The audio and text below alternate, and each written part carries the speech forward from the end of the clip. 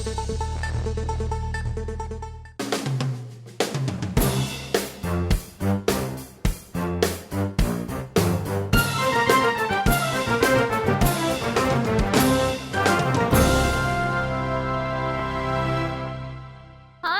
வணக்கம் and welcome. நீங்கள் பார்த்துட்டு இருக்குது உங்கள் ஜெயா டிவி நீங்களும் சமைக்கலாம்.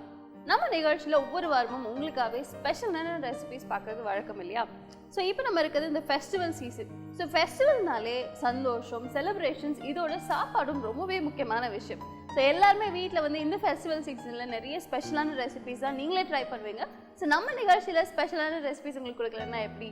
ஸோ அதுக்காக தான் இன்றைக்கி நான் வந்திருக்குது சென்னை OMRல உள்ள நல்லா சாப்பாக்கடை ரெஸ்டாரண்ட். இங்கே நல்லா சாப்பாக்கடையோட கார்பரேட் ஷெஃப் ஷாஜஹான் அவர்கள் நமக்காக 2 எக்ஸ்க்ளூசிவ் ரெசிபிஸ் இங்கே ப்ரிப்பேர் பண்ணி காமிக்க போகிறாங்க. அது என்னென்ன ரெசிபிஸ்ன்னு தெரிஞ்சுக்கலாம் வாங்க. Hello chef. வணக்கம் மேம். ஷெஃப் எப்படி இருக்கீங்க? ஸோ ஷெஃப், இந்த ஃபெஸ்டிவல் சீசனில் செலிப்ரேஷன்ஸ் நிறைய நிறைஞ்சிருக்கு. அதனால எல்லார் வீட்லேயுமே வந்துட்டு ஸ்பெஷலான ரெசிபிஸ் தான் ட்ரை பண்ணுவாங்க இல்லையா? ஸோ நம்ம நிகழ்ச்சியில் என்ன எக்ஸ்க்ளூசிவ் ரெசிபிஸ் பார்க்க போகிறோம்? வஞ்சர மீன், செட்டிநாடு வஞ்சர மீன் ஃப்ரை பண்ண போகிறோம். திண்டுக்கல் கோழி குழம்பு பண்ண போகிறோம். சூப்பர். ஸோ முதல்ல பார்க்க போகிறது செட்டிநாடு வஞ்சரம் ஃப்ரை. ஓகே, இந்த செட்டிநாடு வஞ்சரம் ஃப்ரைக்கு தேவையான பொருட்கள் பார்த்துடலாமா? வஞ்சர மீன் 1 கிலோ, சோம்புத்தூள் 1 டீஸ்பூன், மஞ்சள் தூள் 1/4 டீஸ்பூன், மல்லிப்பொடி 1 டீஸ்பூன், மிளகாய் பொடி 3 டீஸ்பூன், மிளகுத்தூள் 1/2 டீஸ்பூன், சீரகத்தூள் 1/2 டீஸ்பூன், ஓமம் சிறிதளவு, சோளமாவு 2 டீஸ்பூன், நறுக்கிய இஞ்சி 2 டீஸ்பூன், அரிசி மாவு 2 டீஸ்பூன், நறுக்கிய பூண்டு 2 டீஸ்பூன், மல்லி இலை சிறிதளவு, நறுக்கிய கறிவேப்பிலை 2 டீஸ்பூன், எலுமிச்சம்பழம் 1, முட்டை சிறிதளவு, உப்பு தேவையான அளவு. ஷெஃப், நம்மளோட ரெசிபிக்கு தேவையான பொருட்கள்லாம் பார்த்தாச்சு. ஸோ இப்போ ப்ரிப்பரேஷன் ஆரம்பிச்சிடலாமா? ஃபர்ஸ்ட் என்ன பண்ணணும்னாக்கா, வஞ்சர மீன் போன்லெஸ் ஒரு 1 கிலோ எடுத்துக்கணும். சரி. கொஞ்சம் தண்ணி இல்லாமல் ஃபர்ஸ்ட் நல்லா வாஷ் பண்ணிவிட்டு அலசிட்டு அதுக்கப்புறம் தண்ணி இல்லாமல் நல்லா ட்ரை பண்ணி ஃபிஷ்ஷை போட்டுக்கணும். ஓகே. ஸோ பொதுவாக நம்ம வந்து வீட்டில் மீன் வந்துட்டு வறுவல் பண்ணுறோம் அப்படின்னா நல்ல ஸ்டின் ஸ்லைசஸ் தான் கட் பண்ணுவோம் இல்லையா? நம்ம கியூப்ஸாக கட் பண்ணி கியூப்ஸ் போட்டுக்கலாம். கியூப்ஸ் தாங்க நல்லாயிருக்கும் சாப்பிட்றதுக்கு. அப்புறம் மீன் வந்து கொஞ்சம் நல்லா வாஷ் பண்ணிவிட்டு நல்லா வாட்டர் இல்லாமல் நல்லா ட்ரை பண்ணிக்கணும். ஃபர்ஸ்ட் வந்து என்ன பண்ணோம்னாக்கா, நம்ம வந்து உப்பு சேர்த்துக்கணும் அதில் மீனுக்கு. ஏன்னா அப்போ வந்து உப்பு வந்து உள்ளே கொஞ்சம் நல்லா பிடிக்கும். தேவையான உப்பு வந்து ஃபஸ்ட்டு இதில் சேர்த்துக்கணும். அடுத்து வந்து பார்த்தீங்கன்னாக்கா மஞ்சத்தூள். ஓகே, மஞ்சத்தூள் அதில் சேர்த்துடணும் ஃபஸ்ட்டு. மஞ்சத்தூள், உப்பு, எலுமிச்சம்பழம். சரி. எப்பவுமே மேரினேட் பண்ணும்போது பார்த்தீங்கன்னா உப்பு, மஞ்சத்தூள், லெமன் போட்டு ஃபர்ஸ்ட் வந்து மீனை நல்லா பிரட்டிடணும். ஓகே. லெமன் வந்து 1 லெமன் போதும்.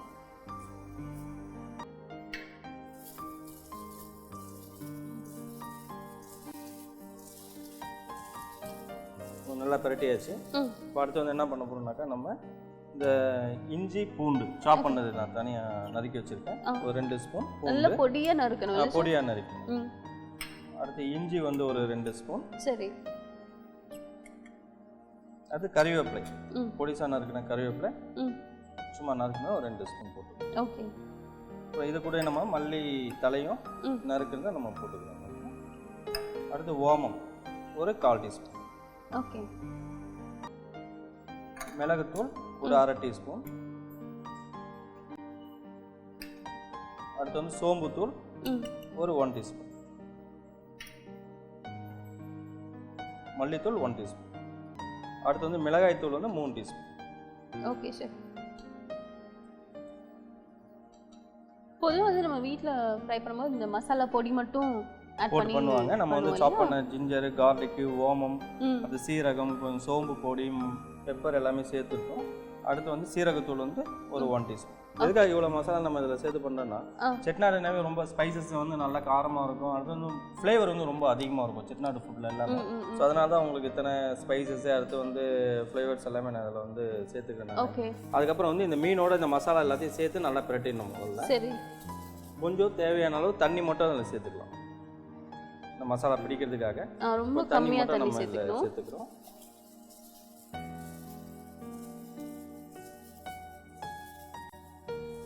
அடுத்து பார்த்தீங்கன்னாக்கா இந்த முட்டையோட வெள்ளைக்கரு மட்டும் கொஞ்சம் நான் சேர்த்துக்கிறேன். ஓகே. அந்த மசாலா பைண்ட் பிடிக்கிறதுக்காக முட்டையோட.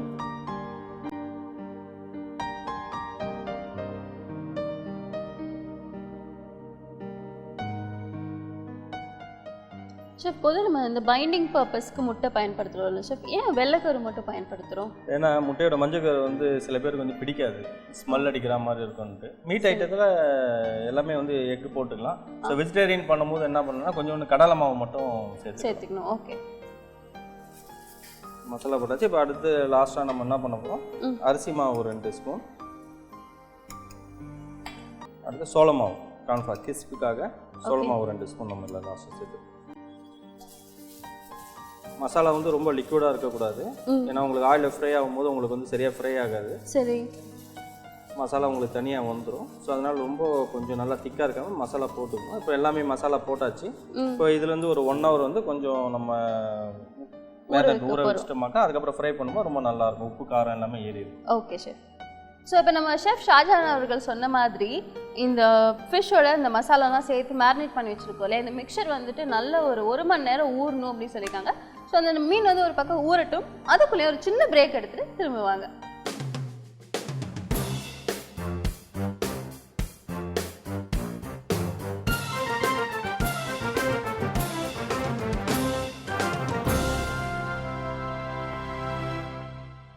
Welcome back. நீங்கள் பார்த்துட்டு இருக்குது உங்கள் ஜெயா டிவி, நீங்களும் சமைக்கலாம். நம்ம நிகழ்ச்சியில் இன்றைக்கி ஒரு அருமையான செட்டிநாடு ஃபிஷ் ஃப்ரை பண்ணிகிட்டு இருக்கோம். ஸோ எஸ் ஷெஃப், ரெடி ஆகிடுச்சுமா. மசாலா ஒரு 1 ஹவர் ஊறிடுச்சு. இப்போ நம்ம வந்து ஃப்ரை பண்ண போகிறோம். ரொம்ப ஹை ஃப்ளேமில் ரொம்ப ஹீட்டாக வச்சு ஃப்ரை பண்ண முடியாது, ஏன்னா ஃபிஷ் வந்து உள்ள வேகாது, மேலே வந்து கலர் அதிகமாகிட்டு கரிஞ்சிடும் உங்களுக்கு. ஸோ மீடியம் ஃபைட்டில் வச்சு ஃப்ரை பண்ணுவோம் ஃபிஷ் என்றைக்குமே. சரி, இப்போ ஆயில் வந்து ஹீட் ஆகிட்டு இருக்கு. ஓகே, இப்போ இந்த 1 மணி நேரம் நம்ம இந்த டைம் எடுத்துக்கிட்டனால நல்லா ஊறிடும். மசாலா உள்ள ரொம்ப நல்லா இருக்கும்.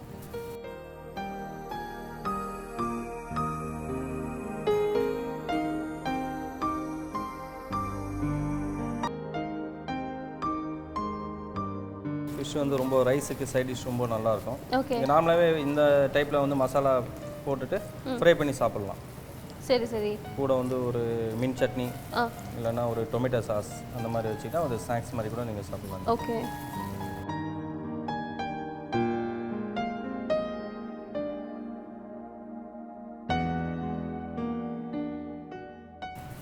இந்த மீன் வந்து ஒன்னோட ஒன்று ஒட்டாது இல்லை? ஒட்டாது, கண்டிப்பாக ஒட்டாது.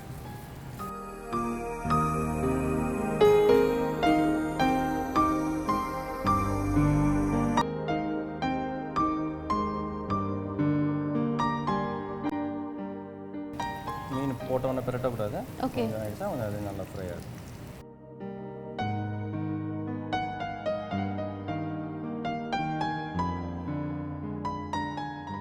மீன் வந்து சீக்கிரமாக வேகக்கூடிய ஒரு, ஆமாம் கரெக்டாக ஒரு 3 மினிட்ஸ் உங்களுக்கு வந்து ஃபிஷ் வந்து உங்களுக்கு வந்து குக் ஆகிடும் உங்களுக்கு. ஓகே, அண்ட் இந்த கலர் சேஞ்ச் ஆனோடனே நம்ம வந்துட்டு ஐடென்டிஃபை பண்ணிக்கலாம் இல்லையா?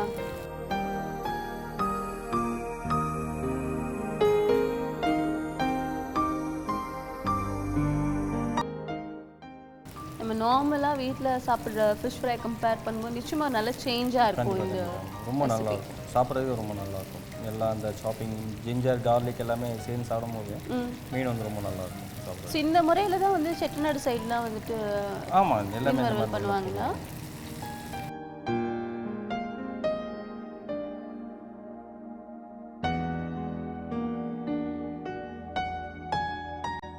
லாஸ்ட்டாக என்ன பண்ண போகிறோம்னா கொஞ்சோண்டு கறிவேப்பிலை மட்டும், இந்த கொஞ்சம் இன்னும் கொஞ்சம் மனம் நல்லா இருக்கும். ஓகே, கறிவேப்பிலை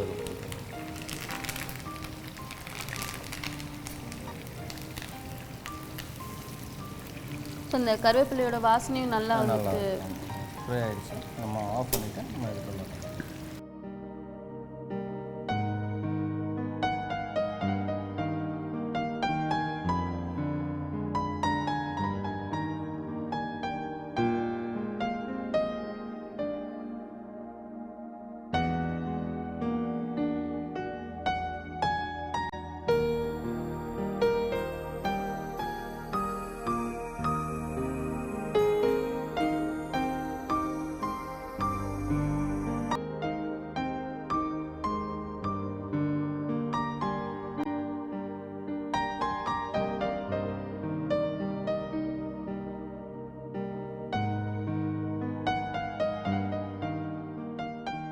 ஷெஃப் இப்போ நம்ம 2-3 முறை வந்துட்டு ஃப்ரை பண்ணி எடுக்க போகிறோம் அப்படின்னா இப்போ நம்ம இந்த மணத்துக்காகவும் ஃப்ளேவருக்காகவும் கருவேப்பிலை போட்டுருக்கோம் இல்லையா ஷெஃப்?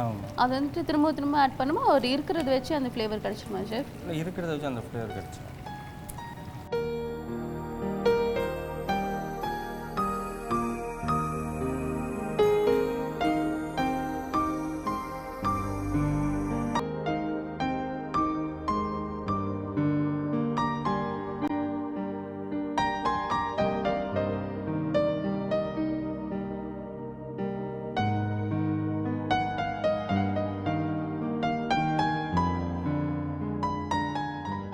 ஷெஃப் நம்மளோட செட்டிநாடு வஞ்சரம் மீன் ஃப்ரை வந்து ரெடி ஆயிடுச்சு. ரொம்ப சிம்பிளான ரெசிபியாக இருந்தது. ஐ திங்க் அந்த டைம் டியூரேஷன்னா அந்த ஊற வைக்கிற டைம் மட்டும்தான் 1 hour இல்லையா?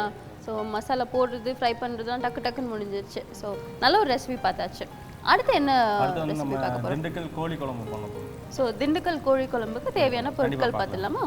சிக்கன் 1 கிலோ, அரைத்த தக்காளி 1/2 கிலோ, அரைத்த முந்திரி 100 கிராம், இஞ்சி பூண்டு விழுது 2 டீஸ்பூன், சின்ன வெங்காயம் 200 கிராம், முழு முந்திரி 5, பச்சை மிளகாய் 3, பட்டை கிராம்பு ஏலக்காய் சிறிதளவு, கல்பாசி சிறிதளவு, மஞ்சள் தூள் 1/4 டீஸ்பூன், மிளகாய் பொடி 4 டீஸ்பூன், மல்லிப்பொடி 3 டீஸ்பூன், சீரகத்தூள் 2 டீஸ்பூன், மிளகுத்தூள் 1 டீஸ்பூன், தேங்காய் எண்ணெய் 100 ml, தேங்காய் பால் 300 ml, மல்லி இலை சிறிதளவு, உப்பு தேவையான அளவு. ஷெஃப் திண்டுக்கல் கோழி குருமாக்கு தேவையான பொருட்கள் என்னென்னு சொல்லிட்டீங்க. நம்ம இந்த குக்கிங் ப்ரொசீஜர் ஆரம்பிச்சிடலாமா? திண்டுக்கல் கோழி குருமா பார்த்தீங்கன்னாக்கா பேஸ் வந்து டொமேட்டோ பேஸ் பண்ணி தான் பண்ணுவாங்க மேக்ஸிமம். கிரேவி எல்லாமே கிரேவி எல்லாமே பார்த்தீங்கன்னா பரோட்டா பேஸ் ரொம்ப நல்லா இருக்கும். பிரெட் ஐட்டம் எல்லாத்துக்குமே நல்லா இருக்கும். ஓகே, ஸோ இதுதான் இவங்களோட குக்கிங் ஸ்டைலோட ஸ்பெஷாலிட்டி இல்லையா? சரி, முதல்ல என்ன பண்ண போகிறோம்? தேங்காய் எண்ணெய் இதுக்கு யூஸ் பண்ணலாம். ஓகே, சைடில் எல்லாம் ரொம்ப தேங்காய் எண்ணெய் நிறைய யூஸ் பண்ணுவோம். ஸோ அதனால் வந்து ஒரு 150 ml தேங்காய் எண்ணெய். பொதுவாக வந்துட்டு இப்போ தமிழகத்தில் உள்ள நிறைய ஊரில் உள்ள குக்கிங் ஸ்டைல்ஸ் வந்து நம்ம பார்த்துருக்கோம், ரொம்ப பரிச்சயமாக இருக்கும். பட் திண்டுக்கல் வந்துட்டு அவ்வளோவா பரிச்சயமாக இல்லாத ஒரு குக்கிங் ஸ்டைலாக இருக்குது இல்லையா? அதான் சொல்லலாம், தக்காளி அங்கே திண்டுக்கல் சைட்லாம் வெஜிடபிள்ஸ் நிறையா வந்து உங்களுக்கு வந்து கிடைக்கும். நிறைய தக்காளி தான் நிறைய கிடைக்கும். சரி, தக்காளி பேஸ் பண்ணி கிரேவி பண்ணுவாங்க. அது மாதிரி கொஞ்சம் இந்த கேஷட்டு ஸ்பைசஸ் வந்து ரொம்ப அதிகமாக யூஸ் பண்ண மாட்டாங்க, மைல்டாக தான் இருக்கும். சரி சரி. ஸோ என்ன காஞ்சப்பறம் என்ன பண்ண போகிறோம்? தேங்காய் எண்ணெய் சேர்த்துக்கணும்.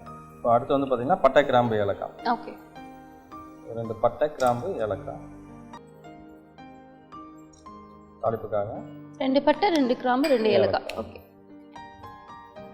அடுத்து பூண்டு, முழு பூண்டு உரிச்ச பூண்டு ஒரு பூண்டு. சரி, அடுத்து வந்து சின்ன வெங்காயம். பூண்டு போட்டதுக்கப்புறம் சின்ன வெங்காயம் போட்டுருக்கோம். சின்ன வெங்காயம் கொஞ்சம் நல்லா ஃப்ரை ஆகணும். ஓகே,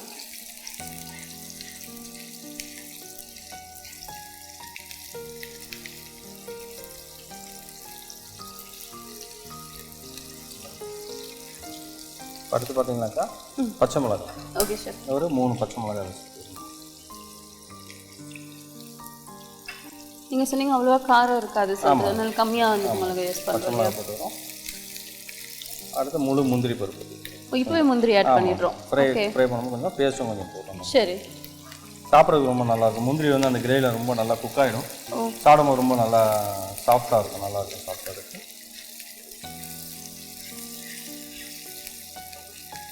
அடுத்து பார்த்தீங்கன்னாக்கா இதோட இஞ்சி பூண்டு விழுது வந்து சேர்த்துக்கலாம். சரி சார், இஞ்சி பூண்டு விழுது ஒரு 2.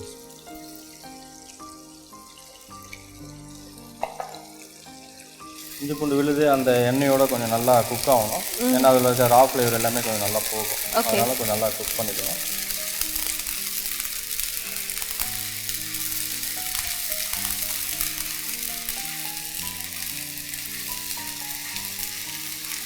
இது போட்டுன்னு அப்படியே பட்டாசு வெடிக்கிற மாதிரி படப்படப்பட. இதோட என்ன பண்ணலாம், கொஞ்சம் மல்லி இலை நான் சேர்த்துக்கிறேன். கொஞ்சம் மனம் நல்லா கிடைக்குன்றது மல்லி இலையை நான் அதில் இந்த பச்சை வாசனை போனதுக்கப்புறம் இல்லையா?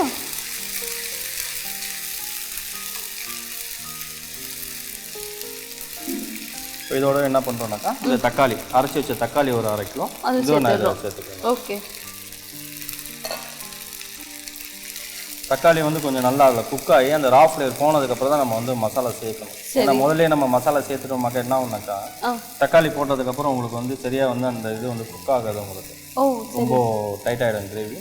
ஸோ அதனால் தக்காளி வந்து கொஞ்சம் நல்லா குக் ஆகணும். அது குக் ஆனதுக்கப்புறம் நம்ம மசாலா சேர்த்துக்கலாம். இப்போ தக்காளி குக் ஆயிடுச்சுன்னு தெரிஞ்சுக்கணும்னா அந்த எண்ணெய் மேலே எண்ணெய் மேலே வரும், உங்களுக்கு வந்து கலர் மாறும். உங்களுக்கு டொமேட்டோ கலர் வந்து அப்படியே மாறி உங்களுக்கு ஒரு ஒயிட் கலர் வரும், அந்த ரெட் மாறும் உங்களுக்கு.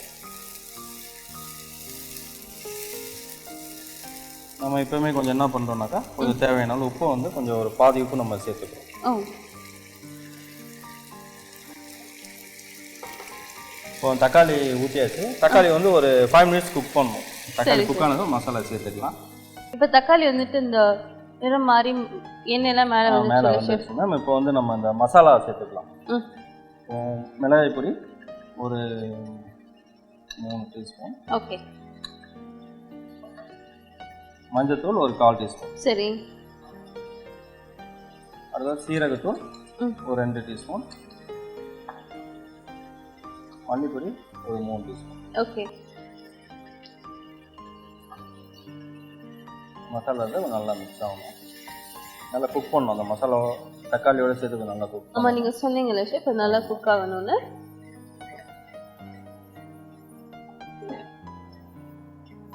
நல்லா கொஞ்சம் இந்த ரா ஃப்ளேவர் போகணும் மசாலாக்கு. ஓகே. நல்லா இந்த மாதிரி டைட் ஆகிடும். இப்போ என்ன பண்ணணும்னா கொஞ்சம் தண்ணி வந்து சேர்த்துக்கணும். ஓகே. அதுக்கப்புறம் தான் நம்ம சிக்கன் போட போடணும். இப்போ வரைக்கும் நம்ம வந்து அரை உப்பு சேர்த்துருக்கோம் இல்லையா?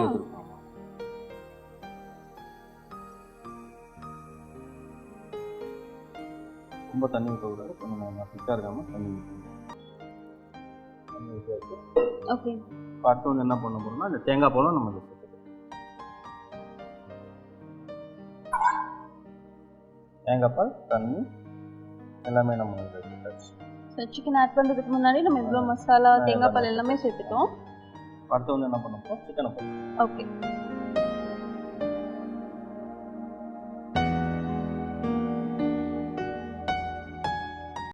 சிக்கன் ஓரளவுக்கு மீடியம் சைஸ் பீஸ் கட் பண்ணிட்டீங்க. 40 கிராம்ஸ் சைஸ் நம்ம போட்டுக்கலாம். ஸோ வந்து என்ன பண்ணுறோம்னாக்கா திருப்பி கொஞ்சம் தேவையான அளவு உப்பு நம்ம வந்து சேர்த்துக்கலாம். சரி. அதுக்கப்புறம் சிக்கனில் உப்பு பிடிக்கிறதுக்கு ஸோ வந்து பெப்பர். ஓகே. இது மேலே ஒரு 1 டீஸ்பூன். இது வந்து நம்ம மூடி வச்சுக்கலாம். இது வந்து கரெக்டாக வந்து ஒரு 10 நிமிஷம் குக் ஆகிடும். அதுக்கப்புறம் நம்ம இந்த கேஷ்யூ பேஸ்ட் சேர்த்துட்டு அதுக்கப்புறம் நம்ம எடுத்துடலாம். ஓகே. நம்ம திண்டுக்கல் கோழி குருமாவில் மசாலா போட்டாச்சு, தண்ணி ஊற்றி, தேங்காய் பால்லாம் ஊற்றி, சிக்கனும் ஆட் பண்ணி இப்போ சிக்கன் குக் ஆகிறதுக்காக க்ளோஸ் பண்ணி வச்சுருக்கோம். ஸோ அந்த சிக்கன் குக் ஆகிற டைமுக்குள்ளே ஒரு சின்ன பிரேக் எடுத்து திரும்பி வாங்க. நீங்கள் பார்த்துட்டு இருக்கிறது உங்கள் ஜெயா டிவி, நீங்களும் சமைக்கலாம்.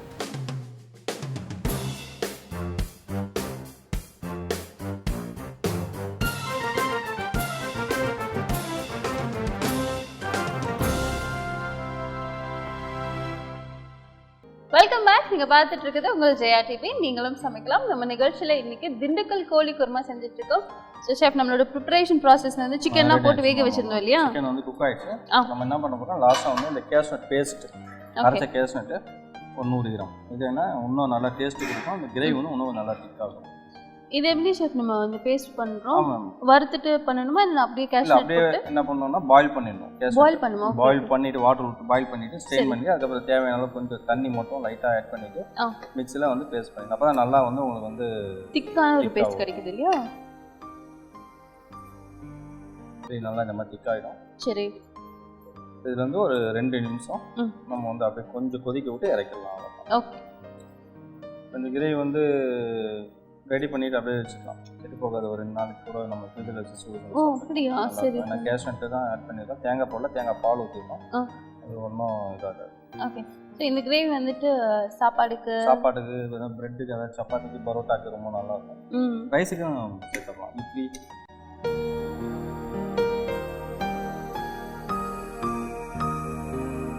அடுத்து வந்து கொஞ்சம் மேலே மல்லித்தலை. சரி,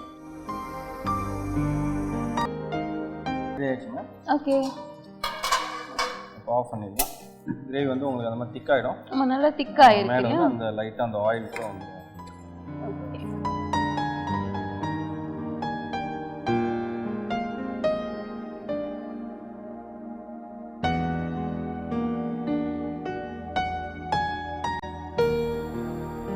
அந்த கலரே ரொம்ப அழகாக இருக்கு.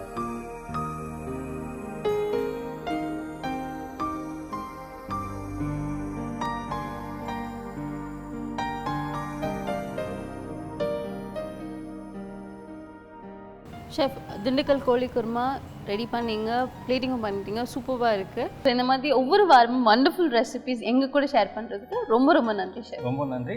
ஜெயா டிவி நேயர்களுக்கு மிகவும் நன்றி. இந்த வாரம் நம்ம நிகழ்ச்சியில் பார்த்த 2 ரெசிபீஸும் நிச்சயமாக உங்கள் எல்லாருக்கும் ரொம்பவே பிடிச்சிருக்கும்னு நான் நம்புகிறேன். கண்டிப்பாக வீட்டில் ட்ரை பண்ணி பாருங்க. ஏன்னா ரெண்டுமே ரொம்ப ஈஸியாக செய்யக்கூடிய ரெசிபீஸ் தான், அதே சமயத்தில் ரொம்ப சுவையான ரெசிபீஸும் கூட. ஸோ இதே மாதிரி வேற என்ன இன்ட்ரெஸ்டிங்கான ரெசிபீஸோட நான் உங்களை அடுத்த வாரம் சந்திக்கிறேன். Till then, this is Sharanya signing off.